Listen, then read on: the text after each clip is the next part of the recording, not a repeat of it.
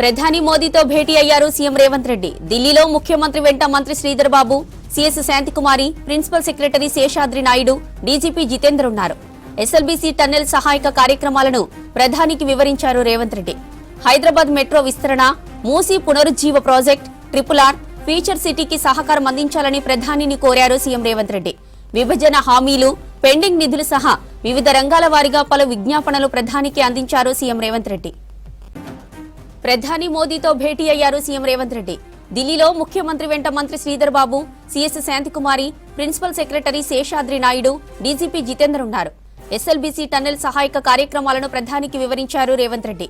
Hyderabad metro విస్తరణ, Musi పునరుజ్జీవ project, RRR, feature సిటీకి సహకారం అందించాలని ప్రధానిని కోరారు సీఎం. ఇక విభజన హామీలు, పెండింగ్ నిధులు సహా వివిధ రంగాల వారీగా పలు విజ్ఞాపనలు ప్రధానికి అందించారు సీఎం రేవంత్ రెడ్డి. మరిన్ని డీటెయిల్స్ అందించడానికి మనతో పాటు మదార్ లైవ్ లో ఉన్నారు. మదార్, ప్రధానితో సీఎం రేవంత్ భేటీ అప్డేట్స్ ఏంటి? భేటీ ఇంకా కొనసాగుతూనే ఉంది. సుమారు ఒక హాఫ్ అన్ అవర్ అవుతుంది భేటీ కూడా ప్రారంభమయ్యి.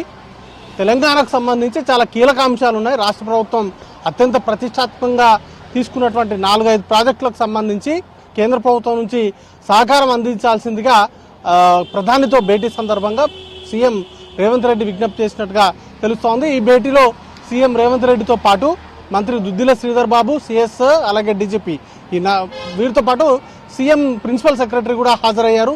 కీలకంగా ఎస్ఎల్బీసీకి సంబంధించి ఘటన జరిగిన తర్వాత ప్రధాని సీఎంతో ఫోన్లో మాట్లాడారు.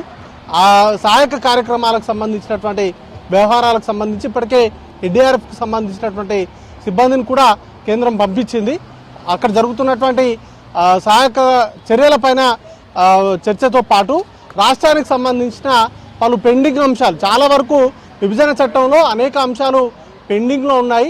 దాంతోపాటు పెండింగ్ నిధులు కూడా రాష్ట్రానికి రావాల్సినటువంటి అవసరం ఉంది. వెనుకబడిన జిల్లాలకు సంబంధించినటువంటి నిధులు కావచ్చు, ఇవన్నీ కూడా పెండింగ్లో ఉన్నాయి. వాటన్నింటినీ కూడా త్వరితగతిన రాష్ట్రానికి విడుదల చేయాలంటూ కూడా విజ్ఞప్తి అనేది కూడా చేయబోతున్నారు. కీలకంగా ఇటీవల కేంద్ర ప్రభుత్వం ప్రవేశపెట్టినటువంటి బడ్జెట్లో రాష్ట్రానికి చాలా వరకు కేటాయింపులు లేవు. వాటిని ఫుల్ఫిల్ చేసేలాగా బడ్జెట్లో లేకున్నా కేంద్ర ప్రభుత్వానికి సంబంధించినటువంటి సెంట్రల్లీ స్పాన్సర్డ్ ప్రాజెక్ట్స్ ఉంటాయి. వాటిని రాష్ట్రానికి ఎక్కువగా కేటాయింపులు చేయాల్సిందిగా విజ్ఞప్తి చేయడంతో పాటు కీలకంగా ఐఏఎస్, ఐపీఎస్లకు సంబంధించినటువంటి లోటు కూడా ఉంది. వాటికి సంబంధించి లాస్ట్ టైం కలిసినప్పుడు కూడా రాష్ట్ర ప్రభుత్వం తరఫున విజ్ఞప్తులు చేశారు.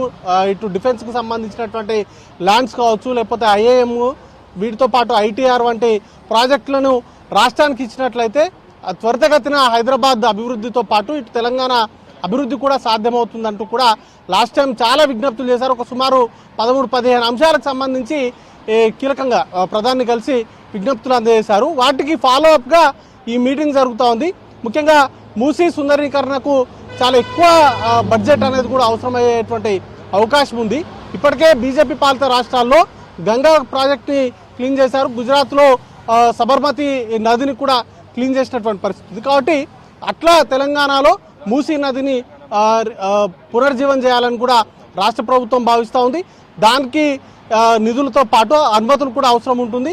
వాటితో పాటు మెట్రో విస్తరణకు సంబంధించి సెకండ్ ఫేజ్ మెట్రో విస్తరణకు సంబంధించి కేంద్ర ప్రభుత్వం నుంచి అనుమతులు అనేది కూడా రావడంతో పాటు పట్టణాభివృద్ధి శాఖకు సంబంధించి నిధుల విడుదల కూడా కావాల్సి ఉంటుంది. వాటితోటే పూర్తి స్థాయిలో మెట్రో విస్తరణ అనేది కూడా జరిగేటువంటి అవకాశం ఉంటుంది.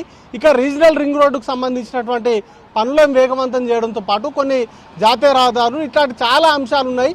వీటన్నిటి కూడా ప్రధాని దృష్టికి తీసుకెళ్లేటువంటి అవకాశం ఉంది. భేటీ ముగిసిన తర్వాత మీడియా ఇంటరాక్షన్ కూడా ఉంది. దాని సందర్భంగా ఏ అంశాలపైన చర్చించారనే దానిపైన ఒక క్లారిటీ ఇస్తారు. కానీ ఈలోపు మాత్రం రాష్ట్రానికి సంబంధించినటువంటి అభివృద్ధికి సంబంధించి ప్రాజెక్టులకు సంబంధించినటువంటి ఎజెండాగానే ప్రస్తుతానికైతే మీటింగ్ జరుగుతూ ఉంది.